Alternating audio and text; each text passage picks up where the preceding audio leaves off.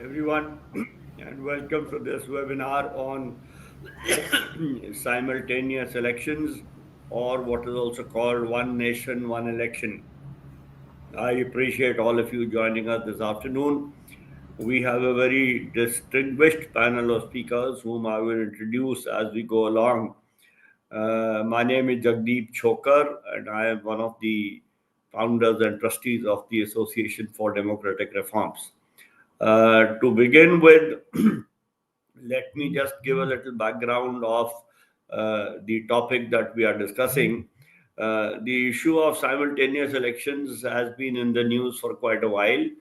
It was in the manifesto of the Bharatiya Janata Party, I think in 2014. And soon after the Lok Sabha elections of 2014, this issue kept on becoming more and more important. There were a lot of discussions across the country, I think in 2016, 17, 18. I remember having attended about 26 seminars and discussions on this topic myself. Then after 2018, the issue seems to have become a little dormant. One didn't hear much about it. Then in 2023, a committee was set up headed by the former President of India, Mr. Kovind, to study this issue and make recommendations. Then a few months ago, news came that the committee has submitted its report, which was actually a very comprehensive, something like a 16,000-page document. And then news came that the cabinet has accepted the report and decided to go ahead with it. Then the cabinet minister, who made a press conference after the cabinet meeting, said that a bill will be introduced in the parliament and then subsequent actions will be taken. So this is the brief background as far as I know. The bill to be introduced in parliament, amending several articles of the constitution, is not yet in the public domain.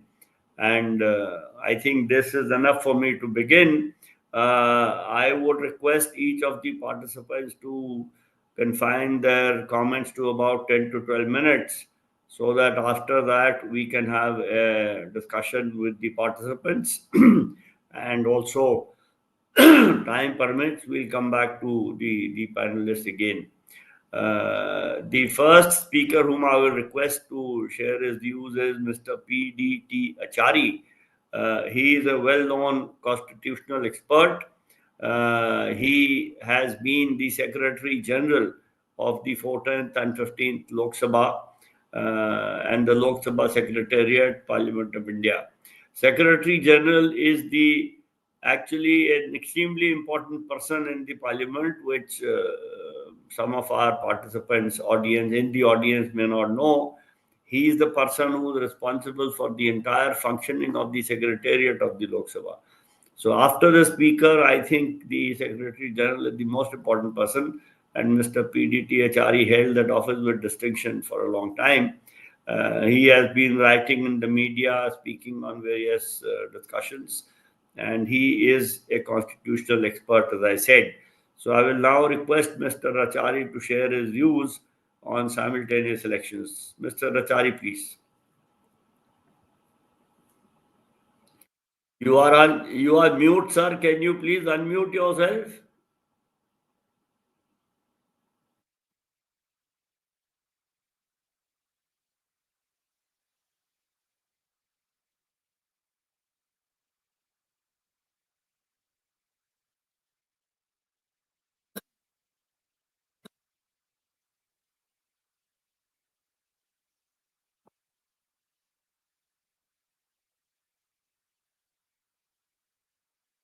Nandini, can we help Mr. Achary? Although you did say you might not be able to unmute us again.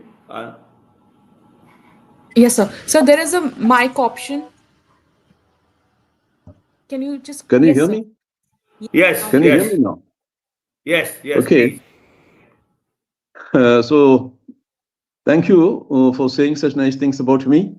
In fact, I wrote an article for the Hindu some time back on this issue.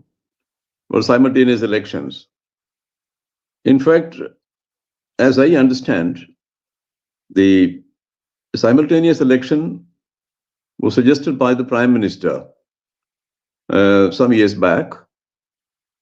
And I felt that perhaps this idea has come from the Prime Minister because, the ruling party has kept the Prime Minister absolutely busy in most of the elections, whether it is elections to Parliament or assemblies or by-elections or even local elections. So, Prime Minister felt, or must have felt, that he has no time to deal with the important matters concerning the nation. So most of the time he was busy with elections. He's out on campaigning most of the time. Maybe this idea came from him because of this situation. But we know that the simultaneous election was held from 1952 to 1967. After that, the cycle was broken because there was instability in many states, and assemblies had to be dissolved and governments had fallen, and Parliament itself was dissolved before time and all that. And thus the whole cycle was broken. And after that, it was very difficult to hold simultaneous elections to the assemblies and the Lok Sabha. Now, your question is whether it is a necessity. And I feel that it is not a necessity. It's not an issue of great priority. The reasons given by the people who gave this idea, and also the report which has been referred to by Mr. Chhokar, the report given by that committee headed by the former President of India, that report, as he rightly said, it runs into about 18,000 pages. And, it puzzled me how this committee could produce such a voluminous report in such a short time, and that too on such an issue. But anyway, they have given certain reasons for simultaneous elections to Parliament and the assemblies. One reason is that elections involve a lot of expenditure. And if we hold elections once in 5 years, certainly we will be able to drastically cut down on the expenditure. The expenditure that is incurred in the elections is actually humongous. According to one estimate, in the last election involved an expenditure of 1.35 lakh crores and all that. So that is one reason. That means we can avoid this kind of a huge expenditure if elections are held once in 5 years.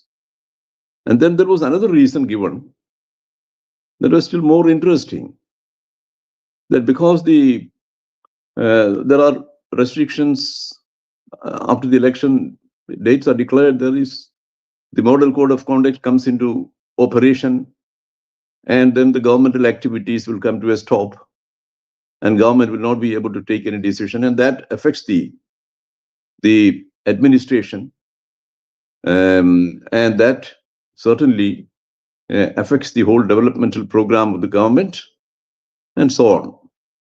These are some of the reasons which have been given.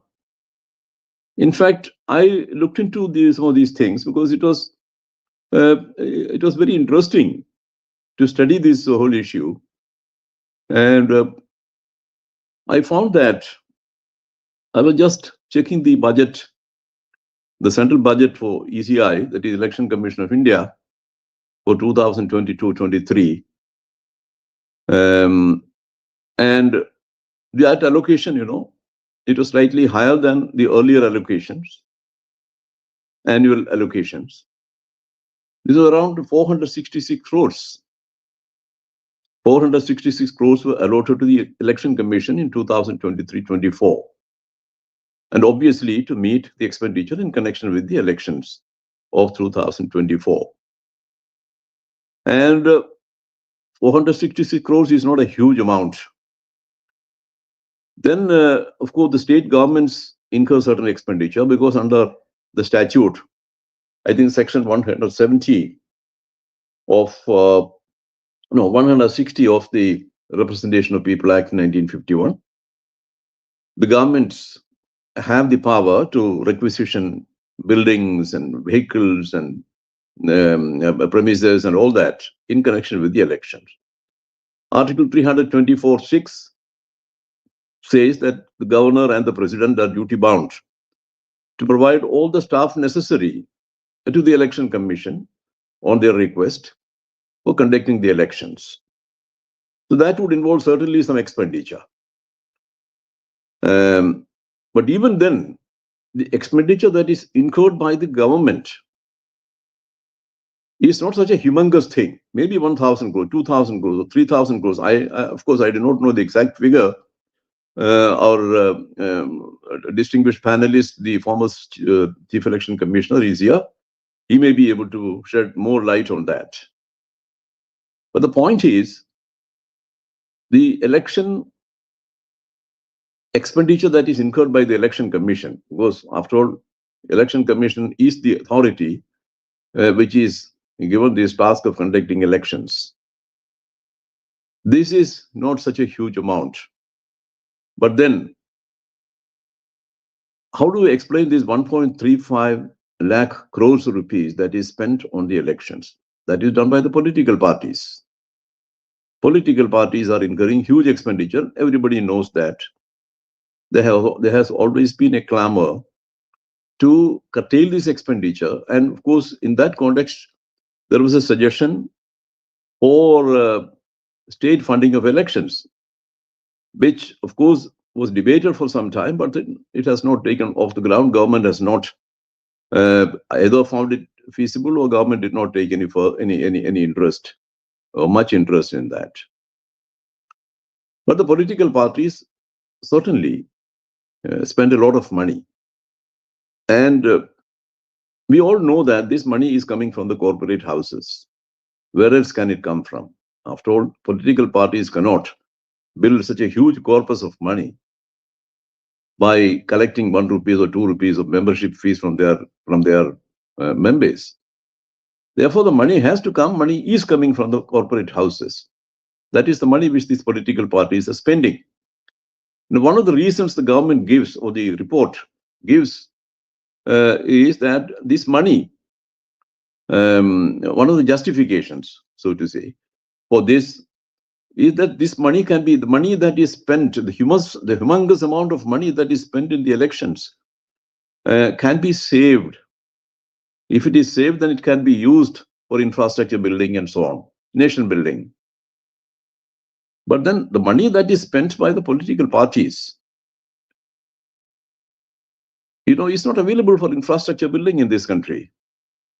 I don't know whether any political party spent any money on road building or building hospitals or schools or colleges or things like that. After all, we have had simultaneous elections from 1952 to 1967. And then we have not seen that. Therefore, there is no empirical evidence that such a thing is possible. I mean, a lot of money can be saved, and this money can be usefully spent on infrastructure and so on.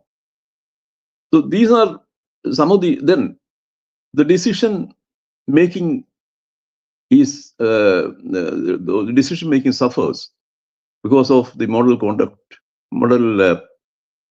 of conduct being in operation. I do not know. We do not know exactly whether it actually affects the working of the government. Model code of conduct, yes, this is something which has been issued by the Election Commission on the basis of a consensus arrived at among all the political parties. And as we know that the model code of conduct doesn't have any, it has no enforceability. I mean, nobody can go to court and challenge it and all that. if there is a violation. The Election Commission, of course, can take some action. I do not know what action they take when there is a serious violation of the Model Code of Conduct. We have seen too many violations during the past elections, but no serious action seems to have been taken in any case. So much for the model, respect for the Model Code of Conduct. Therefore, there is no evidence to suggest that the Model Code of Conduct being in force will hamper the whole process of decision making by the government. And therefore, when we look at it, when we look at the factual situation, we feel that these reasons or these justifications which have been given for simultaneous elections, these are not very convincing. But I would say that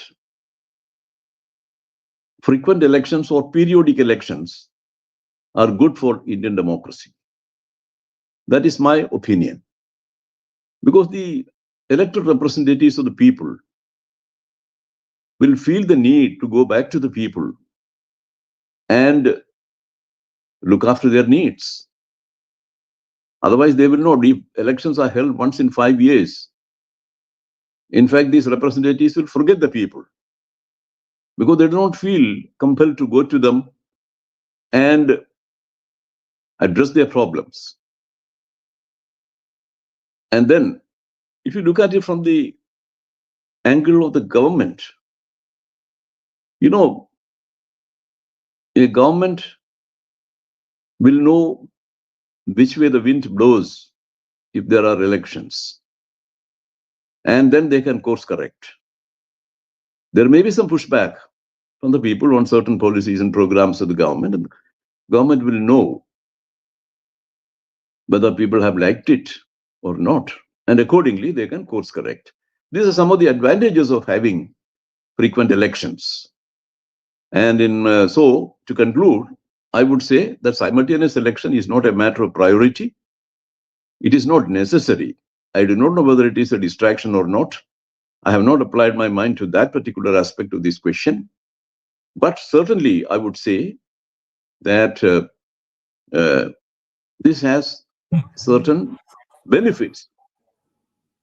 Frequent elections have certain benefits to ensure accountability of the representatives of the people, and the government of the day can course correct when they find some pushback from the people. Thank you. Thank you, Mr. Achary, for a very insightful presentation. And I also appreciate the fact that you did finish in about 13 minutes, which is not too bad at all, although 10 to 12 would have been better. But thank you very much indeed. I would now request Ms. Preeti Sharma Menon, a member of the National Executive and the National Spokesperson for the Aadmi Party, to share her views. Ms. Menon started a career as a corporate trainer, and then she went on to become a serial entrepreneur. And she actually, I'm very happy to know that she founded and ran a social enterprise for women taxi drivers in Mumbai. So I really appreciate Ms. Menon for you being here. And you are now welcome to share your views in the next about 10 to 12 minutes. Ms. Menon, please. You are muted. Can you please unmute yourself?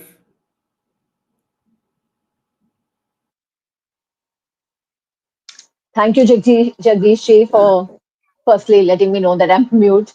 I'm a big fan of ADR, and you all have been kind to invite me on various panels in the past, but I haven't made it. And I'm so glad to be here on this panel, especially with such luminaries. I'm a big fan of Mr. Achary's writings, and it is so good to hear him speak. And he hardly leaves any room for discussion after he has spoken. He has spoken and dissected the entire issue so well. uh, I'll come from it from the point of view of distraction. Is one nation, one election a distraction? clearly. I mean, we are living in a time of literally, the King Tughlaq, where Tughlaqi farmans are being pronounced without thinking through of the consequences, but they're being done mainly for optics.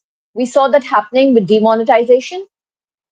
We saw that it was supposed to have been a panacea for all ills, from black money to terrorism. Everything was supposed to end.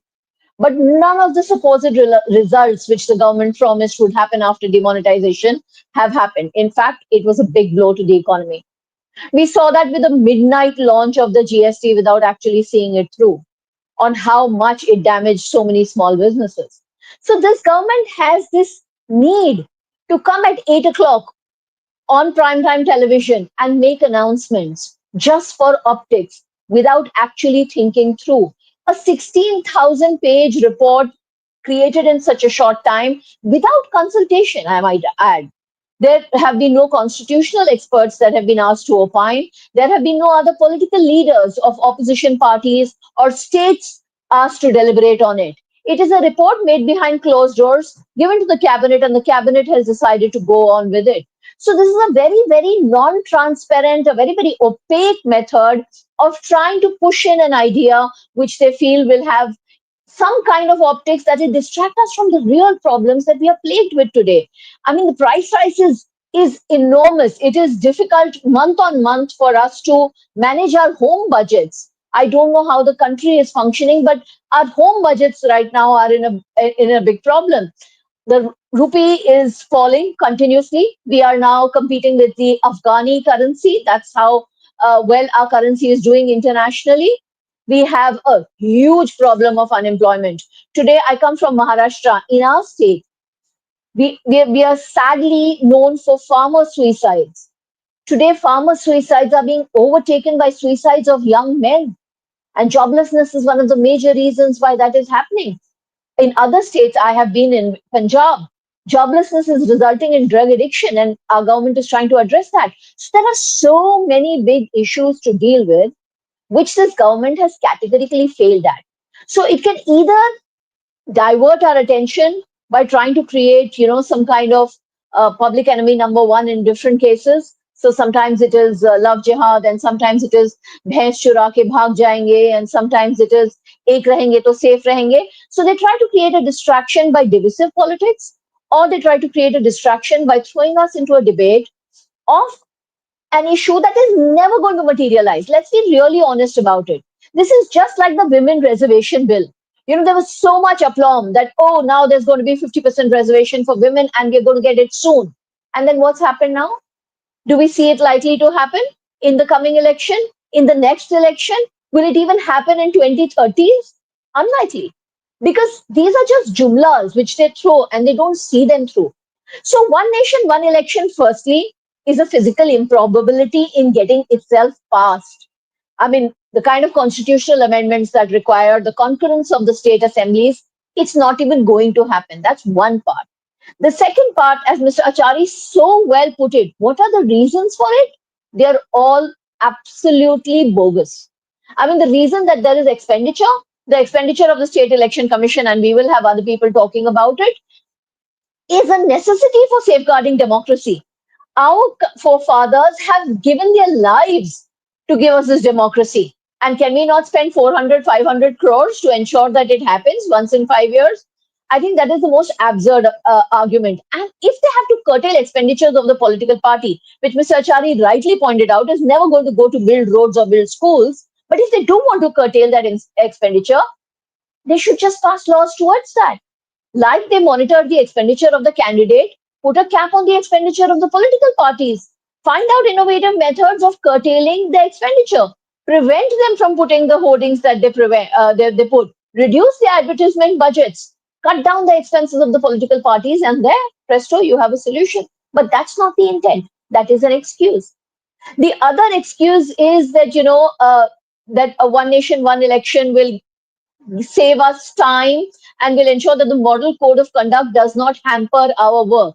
Seriously? I mean, has there been one instance recorded where we have said that, oh, a major infrastructure work or a major decision, about the security of the country was not taken because of model code of conduct? Has any such thing ever transpired? There is no empiric evidence to even justify that argument. And if at all, yes, you want to not have continuous elections, right now the Election Commission has the permission to club all elections happening within 6 months and do them in one time. Maybe they can make it for an annual feature. Maybe it can be that all elections to be held in a particular year can be done at one time. There are various ways of addressing that solution. If at all it were a problem, I don't see it as a problem. But that's again what they're looking at. This is again an excuse. But the most important issue to me, I think, is that they're trying to snatch away the democracy and the federal nature of our country. We are a federal nation.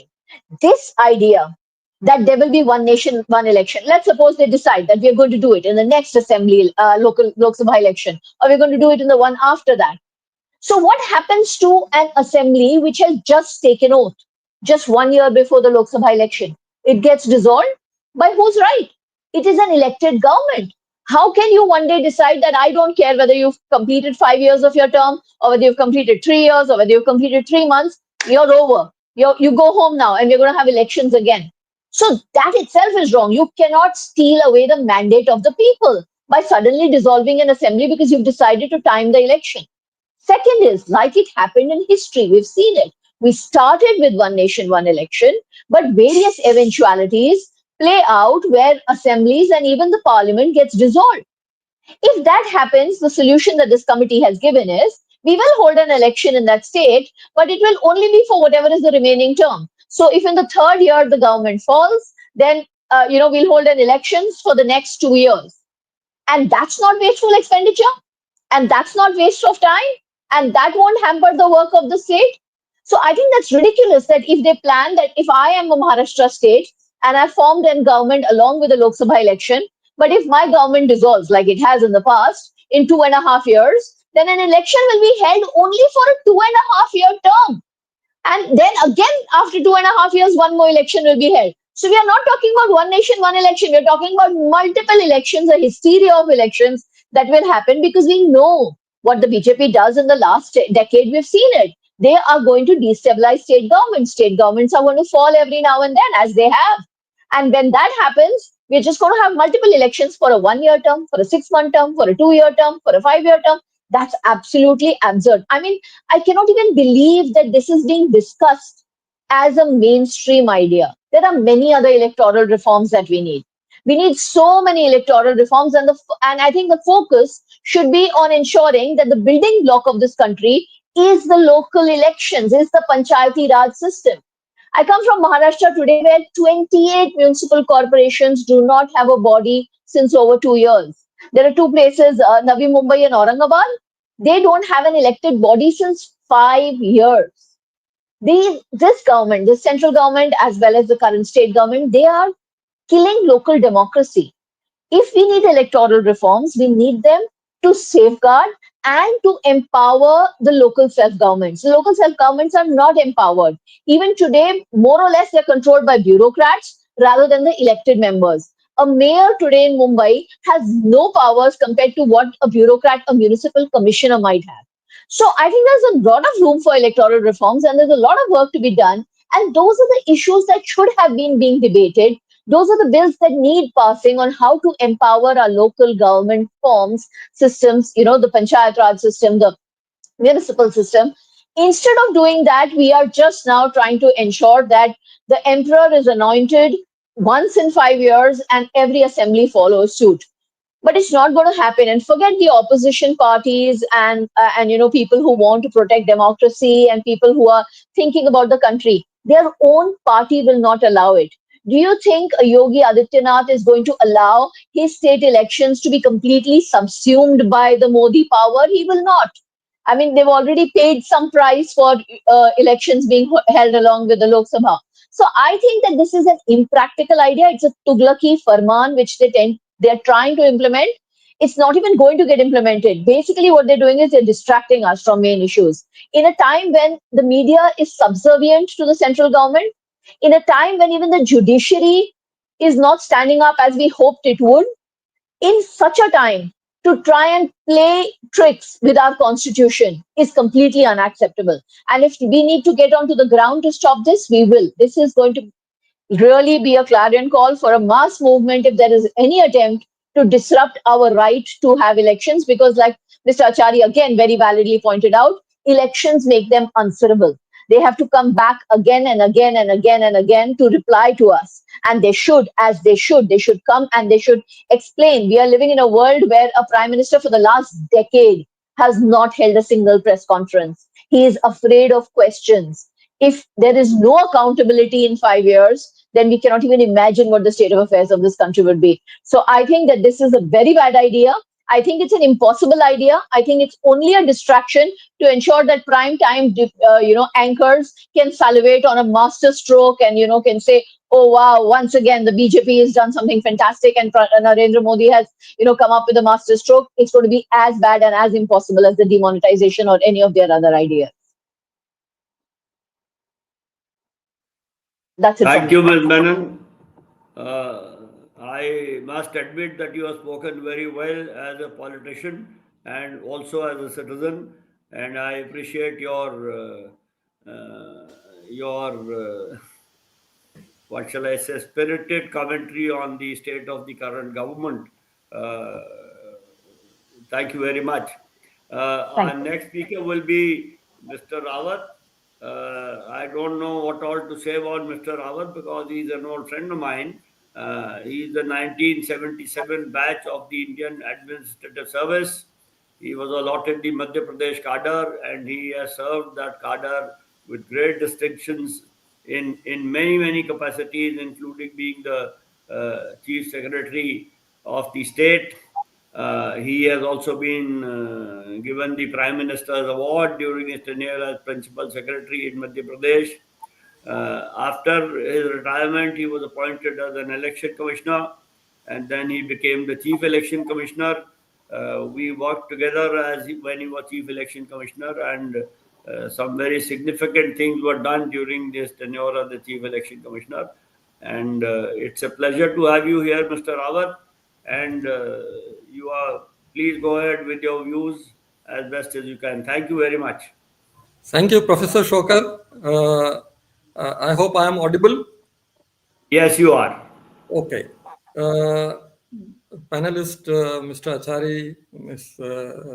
Preeti Menon, they have very strongly put their argument for maintaining the status quo as regards the elections go. Just like to put in perspective that elections have replaced battles and wars as a means to resolve the political conflict. And we have seen in history that battles and wars were fought at the strategic time, strategic place to win. Whether Shivaji, he will have guerrilla warfare, or other people will have a well-assigned place and well-assigned time for warfare. Now, elections, if we have continuously the 5 years, somewhere or the other, if you see the reference of a state, electorate, they face only 2 elections, assembly and the parliament. Local body, of course, will always be there, either urban or rural. And Ms. Menon pointed out that there are no local bodies. Now that is something very serious, because the constitution says that before the term expires of a local body, election shall be completed by the State Election Commission. Many states have not done it, violated the constitution. And we are all silent like a banana republic. These are the ills which are looking at us in our face. And 2 more ills are coming up. One is opposition is turning into enmity. Not at all a democratic opposition, but an enmity. We become enemies just to finish off the others. Because every year there are elections. Second thing is coming up, find a Simpson formula to win the election without going into the backdrop of what policy decisions were taken, what was done, what government where failed, what succeeded. No point. Just go and invent or discover or improvise something which affects the most important margin of votes to get you elected. And that is what we have seen election after election. Whether incumbency is there or not, some formula is brought up and you win the election. Though national leadership at times objects to it. In fact, in Madhya Pradesh, I have seen this, that the chief minister, just few months before the elections, devised a means to attract the women voters, and that really annulled the anti-incumbency and won them large number of seats, and it was frowned upon by the national leadership of their party. And at times it shows that things are there known at all levels.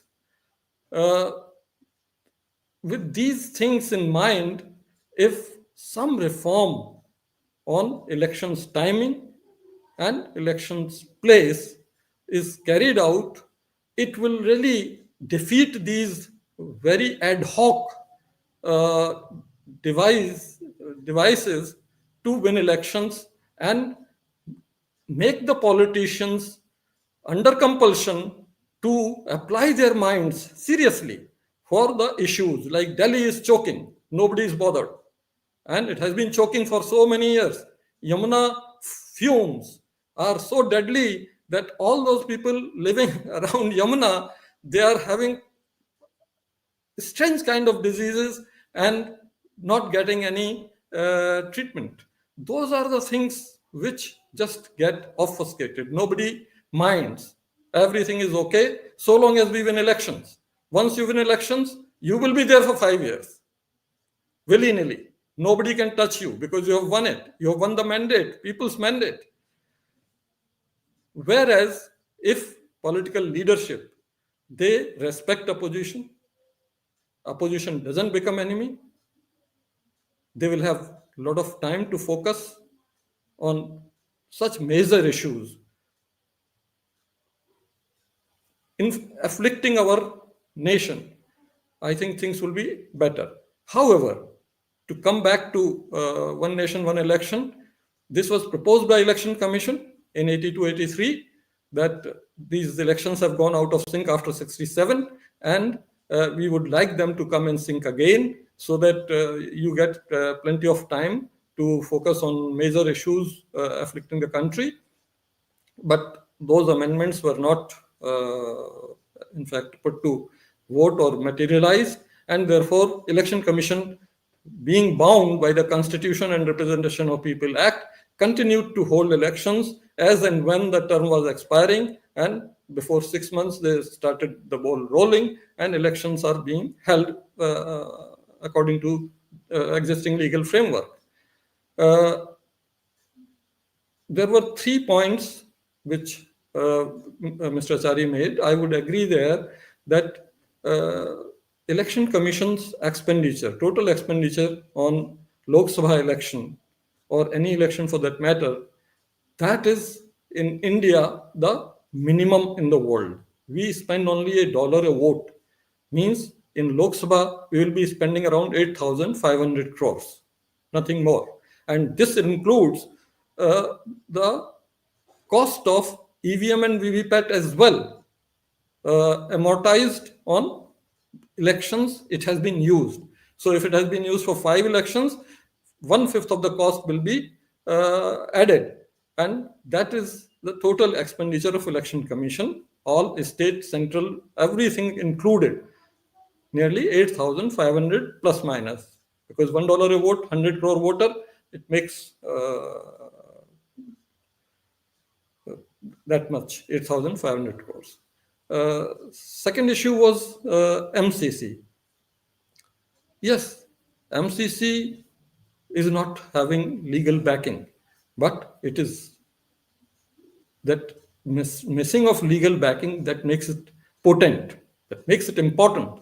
And that is what our political leadership thought, all political parties thought, that to bring semblance of order in the campaign, it is important that when the jurisdiction of all the courts is barred during notification to counting, there should be some power to the Election Commission to bring order to the campaign and stop at some limit.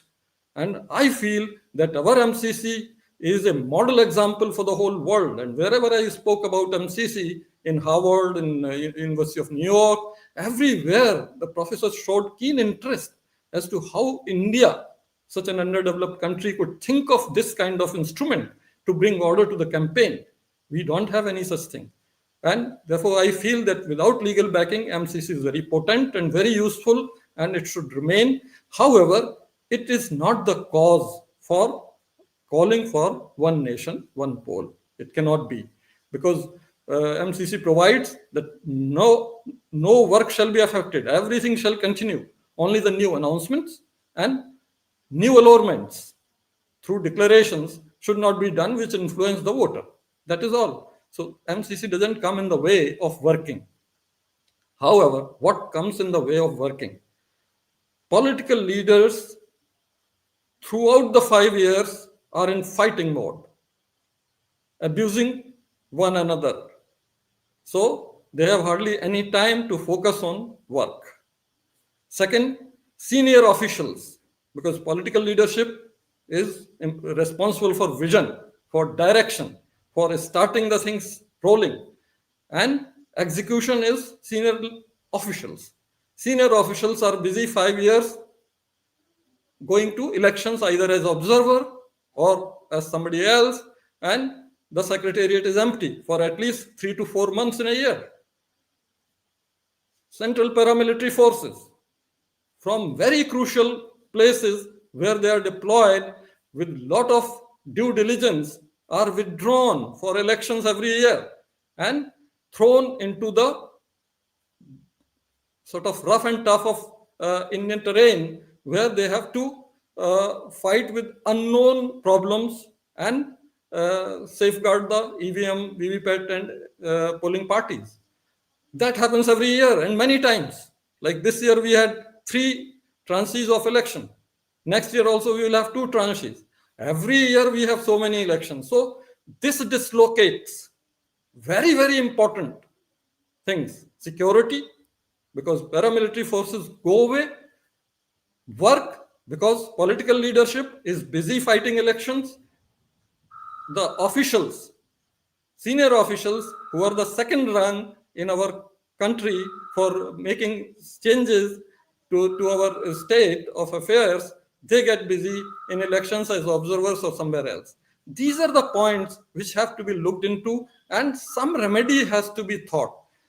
Lastly, I will say that if there was seriousness about cabinet decision on the Mr. Kovind committee report, I think some draft will would have come, the winter session, but no draft will has come. So that is all I had to say. I thank you all for listening to me.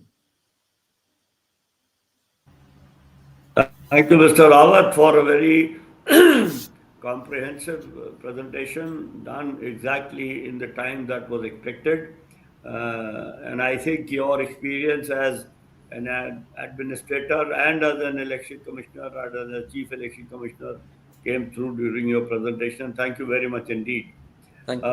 Last but not the least, we have Dr. Niranjan Sahoo, who is a senior fellow of the Observer Research Foundation. He has been in governance and public policy for a long time, and he is now anchors the programs and studies in democracy, human rights, federalism, electoral reforms, particularly issues related to political funding and issues of exclusion, insurgencies, affirmative action, and inclusion. So he has a wide portfolio in the organization where he works, and I know from personal experience that he has a particular interest in elections and election funding. So we really look forward to the views of Dr. Sahoo. Dr. Sahoo, please. Good afternoon, Professor Chhokar, for inviting me and a very distinguished panelist. Some of them I know. I've been also following their work for a long time. I will, being the last speaker, I I have the advantage of not repeating what esteemed panelists have already said. So I'll basically add on a couple of things which I think falls under my domain. I have been writing and researching on federal issues for a pretty long time. So I'll look at federal issues and party system, and then democratic accountability, which in major way going to be impacted if this simultaneous election is implemented. So this is something which is I would say fundamental to India's democratic survival as a very diverse sort of country where you have regional identities, ethnic identities, caste, linguistic and religious cleavages are very sharp, and those things have been largely tempered and accommodated through multi-level elections and I would say midterm elections, which has greatly actually accommodated the aspiration of regional local issues and their identities. And that would actually, my fear is that would greatly be harmed by having a sort of elections which not only does the parliament and assembly, it's also tries to take the local level elections, the panchayat and municipal bodies elections. So prima facie, I'll say that this is what one of the panelists said. It's a kind of Tughlakian kind of thinking. I would say for a country of our size, 1.4 billion populations, and the kind of diversity we have, mind-boggling diversity, based on as I said, caste, religion, linguistic identity, and multiple level you have even within major parties you have such diversity. It is impossible to even implement this idea for the simple reason. Just look at the basic figures before I get back to the federal idea. 543 Lok Sabha, then 4,100 assemblies seats.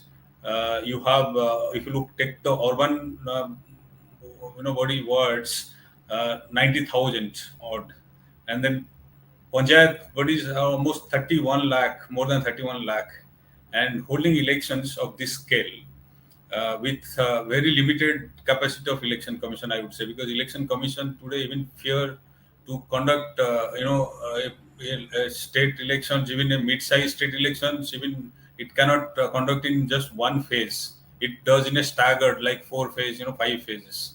So with that sort of thing, you just imagine to do this sort of exercise in a countrywide at one go is it's nothing but I would say very, very sort of Tughlakian kind of idea.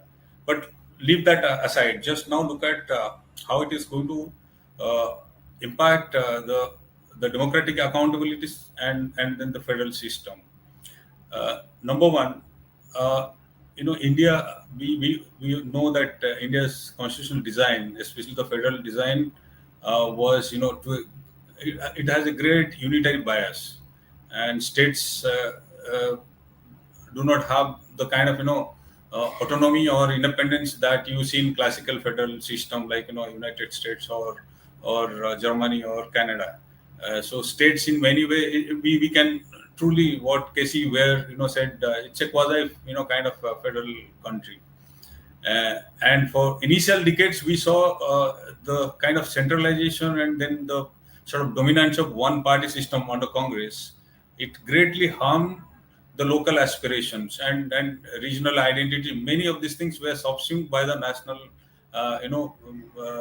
dominance of nationalization of the central party, and that actually ultimately led to especially during Indira Gandhi's years massive upsurge of local issues and regional issues, and that led to in fact disintegration of Congress party in many ways, and many states where actually regional parties actually took a head start, and ultimately we saw because of this country's sort of inherent sort of system in which very sort of diversity and sort of pluralism which actually stays at the bottom. So regional parties actually became main point of an entire democratic what we call the upsurge, which Jagandar Jadhav wrote a beautiful piece.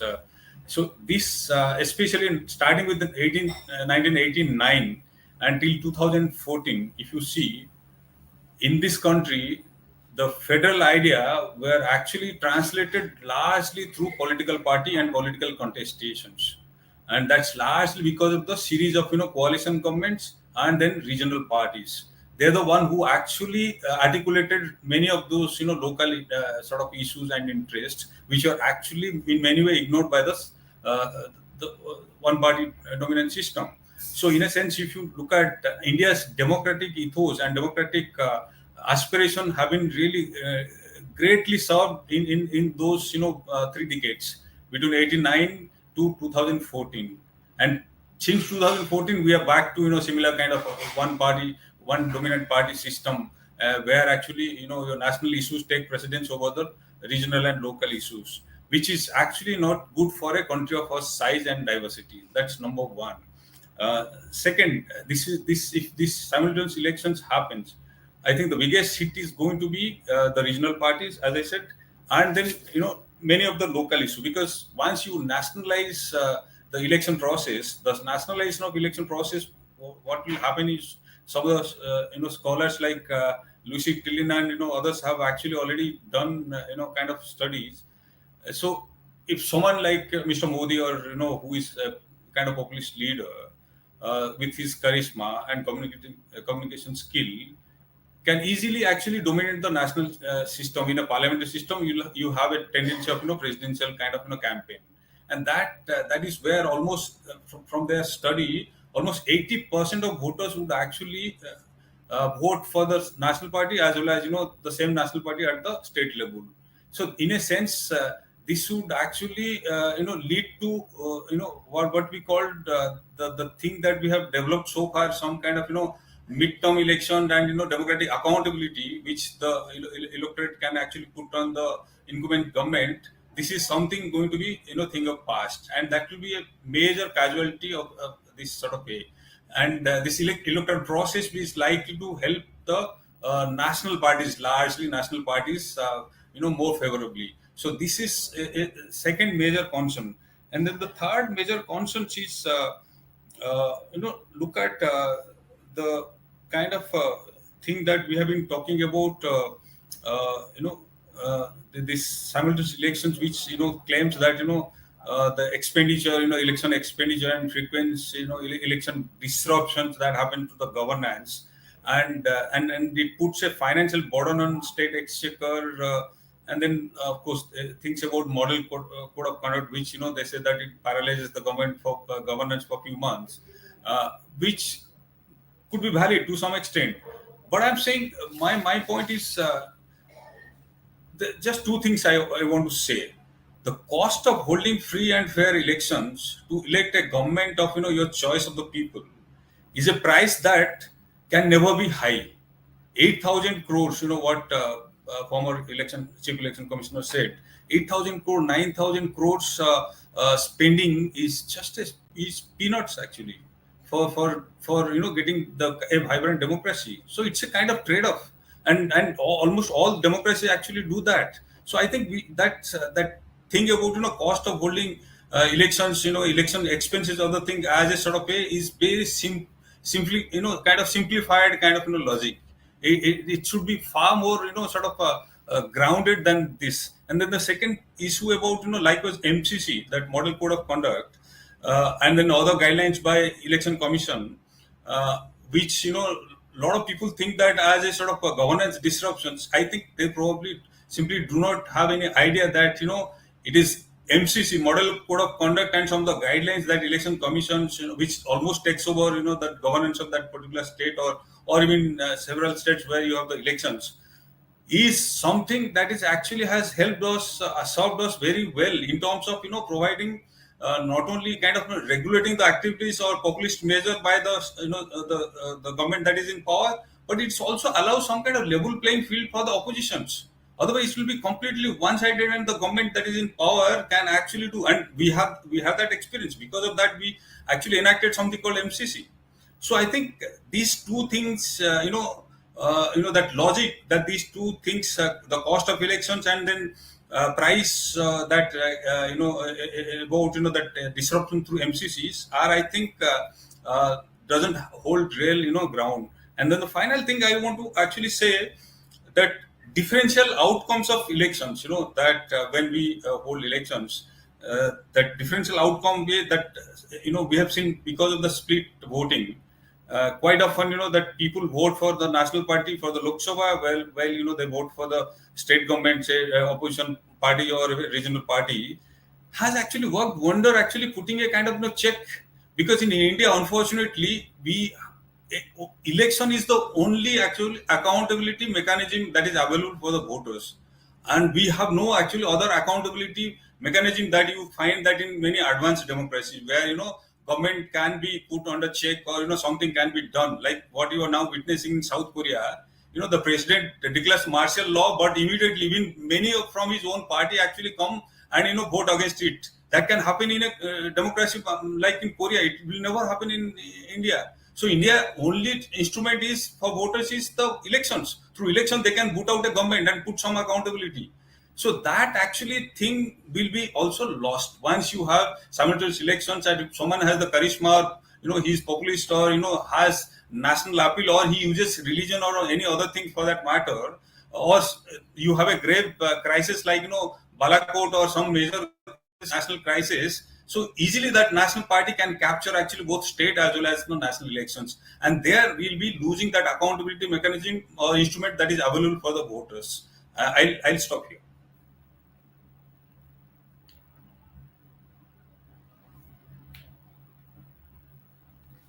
Thank you, Dr. Sahoo. It is wonderful. Your scholarly presentation has been very nice, and I appreciate your insights. Now we can open the discussion for questions. Shall we have any questions coming? There is a question from Amit, who says, what kind of majority does the NDA need in the two houses of parliament and the state assemblies to be able to implement one nation, one election? Are there any ongoing legal efforts to block the one nation, one election? I will take the liberty of answering this question myself, and I will request other panelists to pitch in if they like. For the constitutional amendments to pass the parliament, no, on second thoughts, I will let Mr. Achary answer this question. Mr. Achary, please, since it refers to the functioning of the parliament, I overlooked your presence. Please go ahead.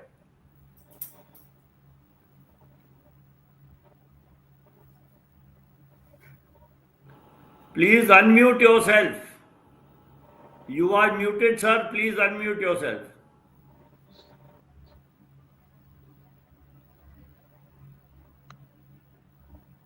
Can you hear me? Yes, please go ahead. Yeah. Now you can hear me. Okay.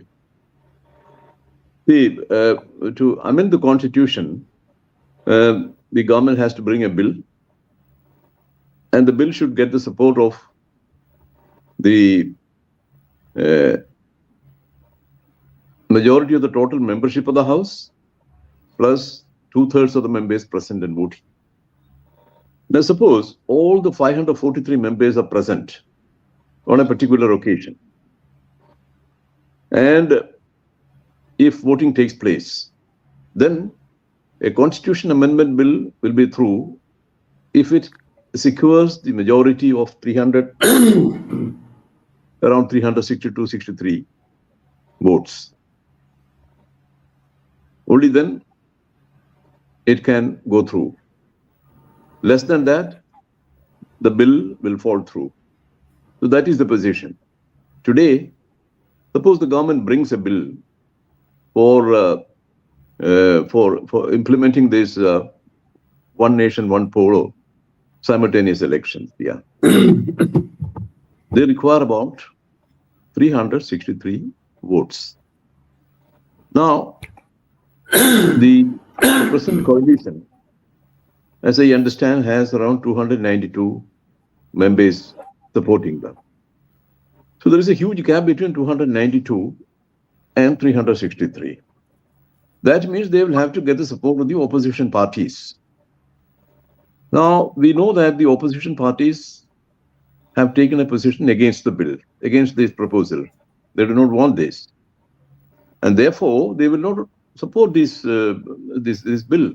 It will fall through. So there is no chance of a constitution amendment bill being passed by either of the houses, because it has to be passed by both the houses with this kind of special majority under Article 368. Therefore, I don't see this proposal going through in Parliament in the present situation. In the 18th Lok Sabha, it's not possible. That's the thing. Thank you, Mr. Achary. Let me just supplement the response by saying that it needs 2/3 majority in each House of Parliament and a similar majority in at least 50% of the states. That is answer to the first part of the question. The second, are there any ongoing legal efforts to block ONOE? There can be no legal efforts until ONOE is done. You cannot go to court in anticipation of something happening. You can't apply for anticipatory bail against ONOE. So as far as I know, till today, there are no legal efforts. Thank you. Shall we go on to the next question?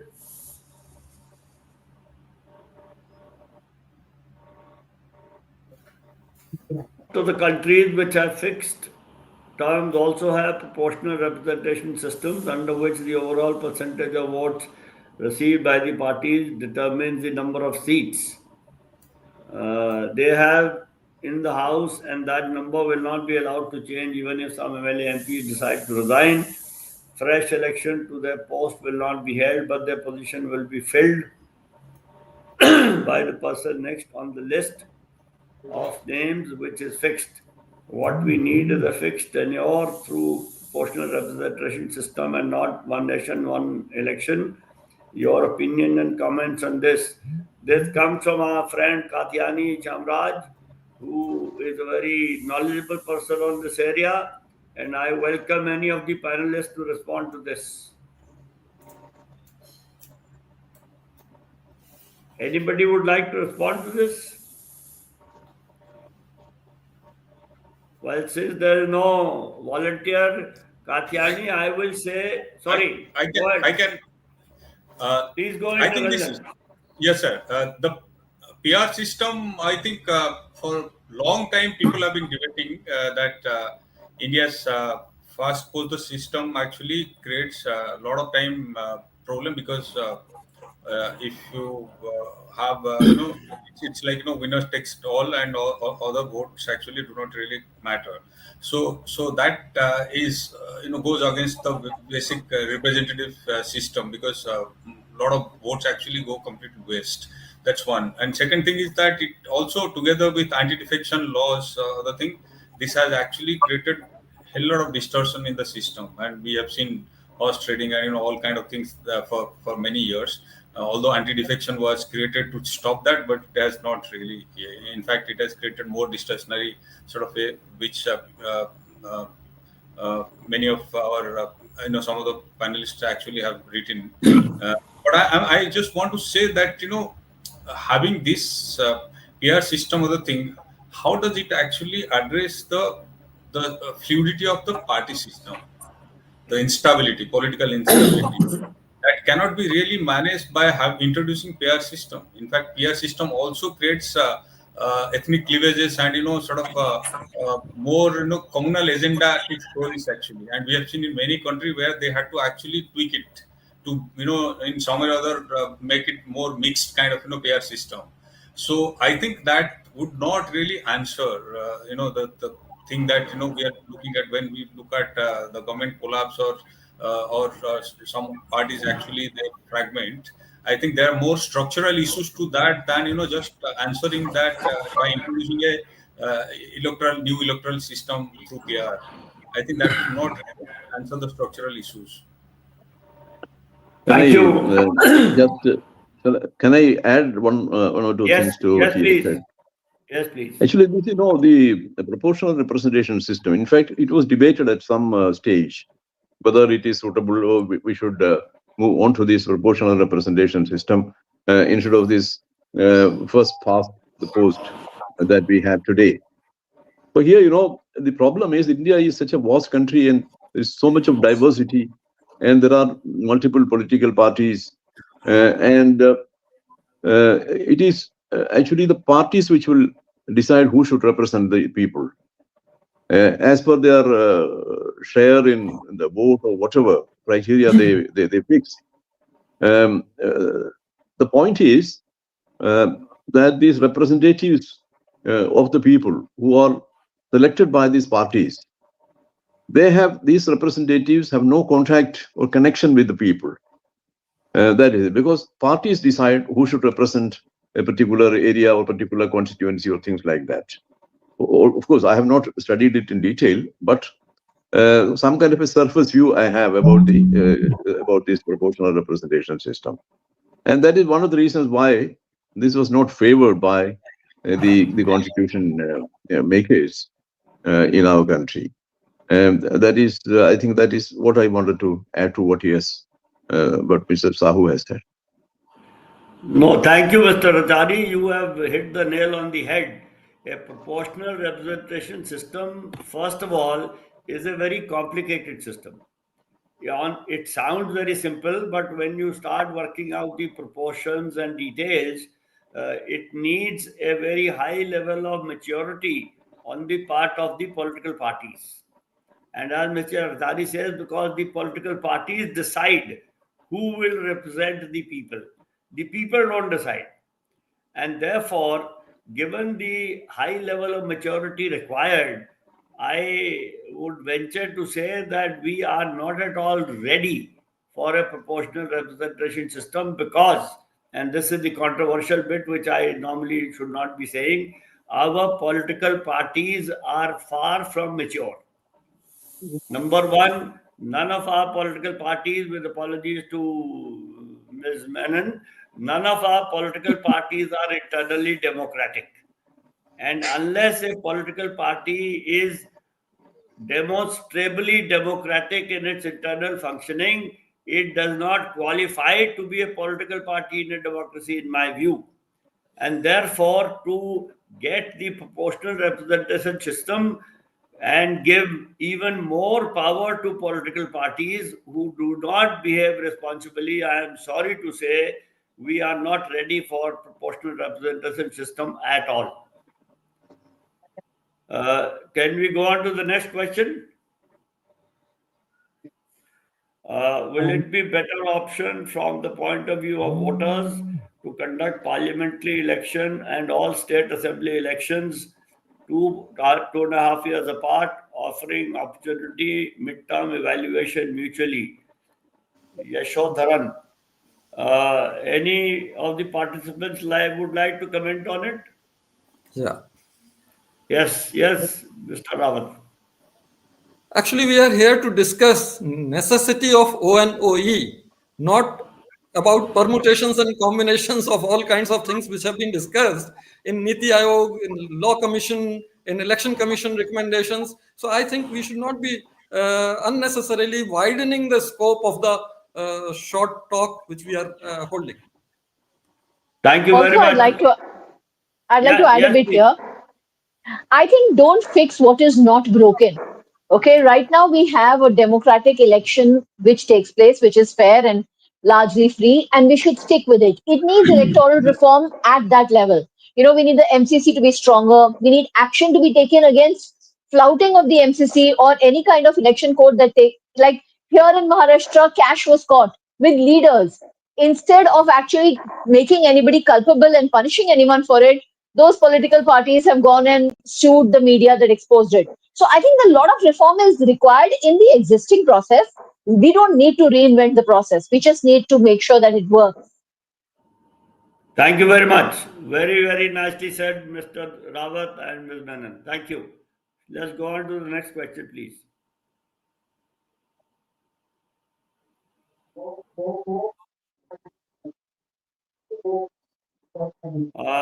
Sachin R says, shouldn't have the COVID committee have focused on empirical evidence for the reasons given, like disruption of government due to MCC and the expenditure elections in their report?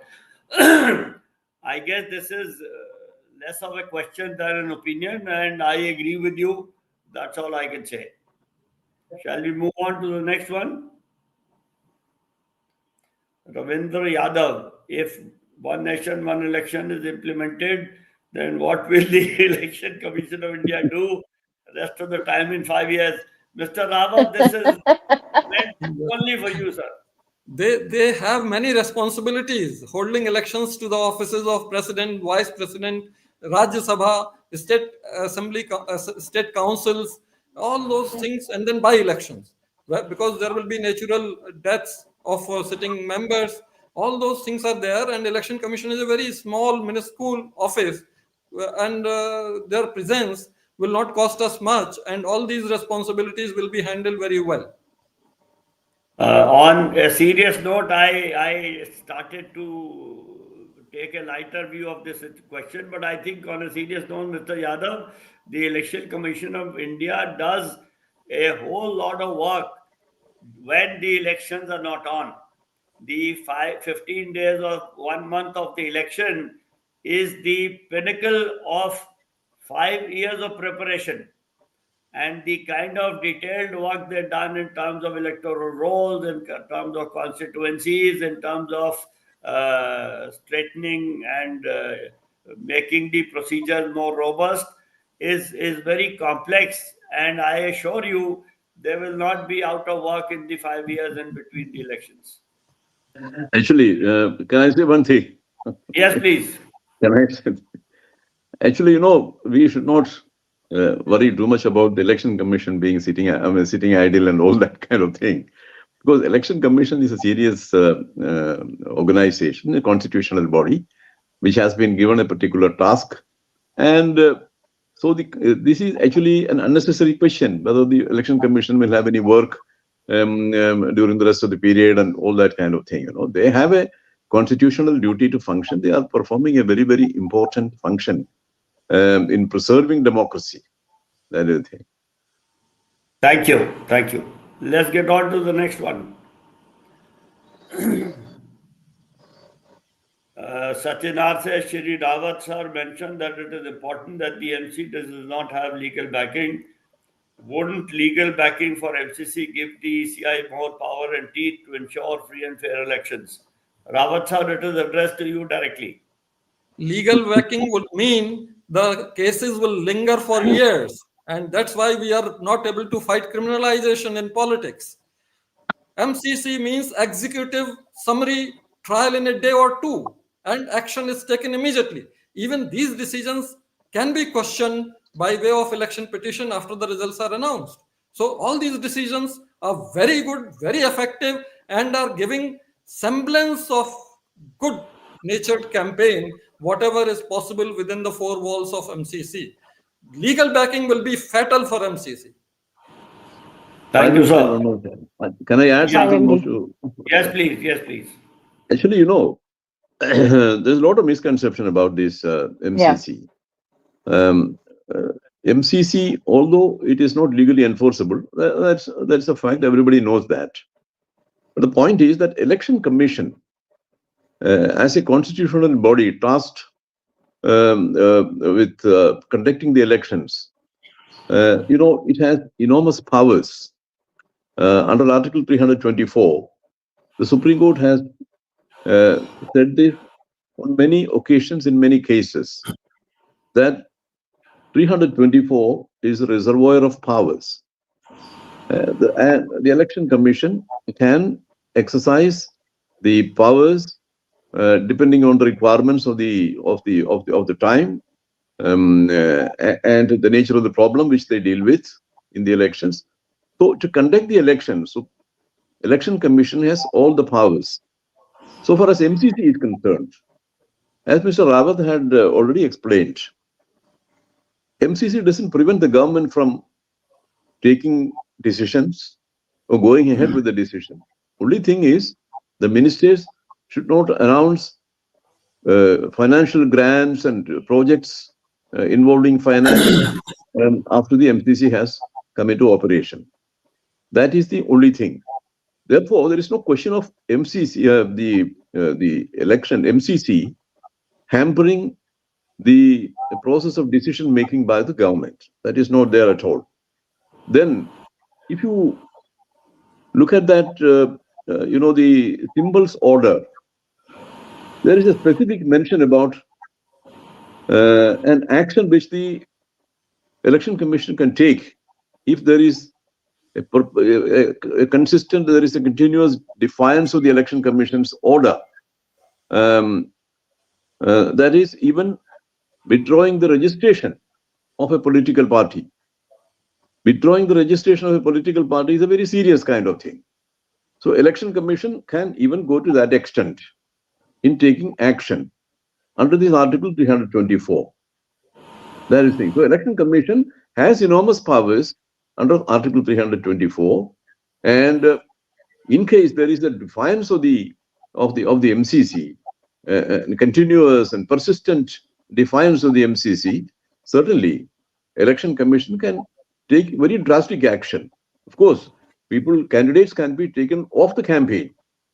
That is the first thing which they should do. Take them off the campaign if they indulge in hate speech and things like that.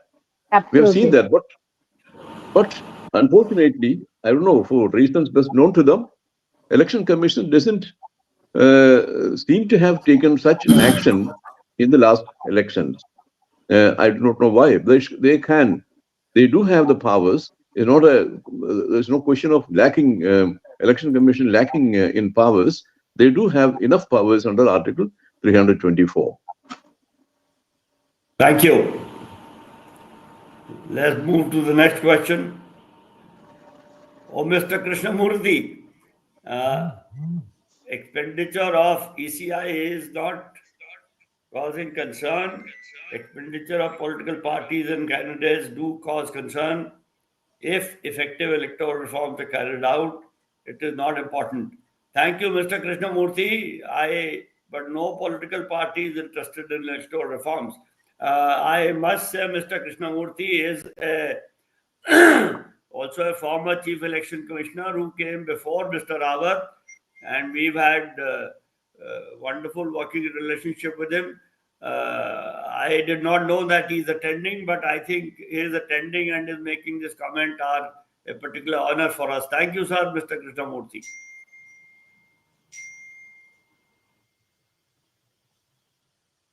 Next question, please.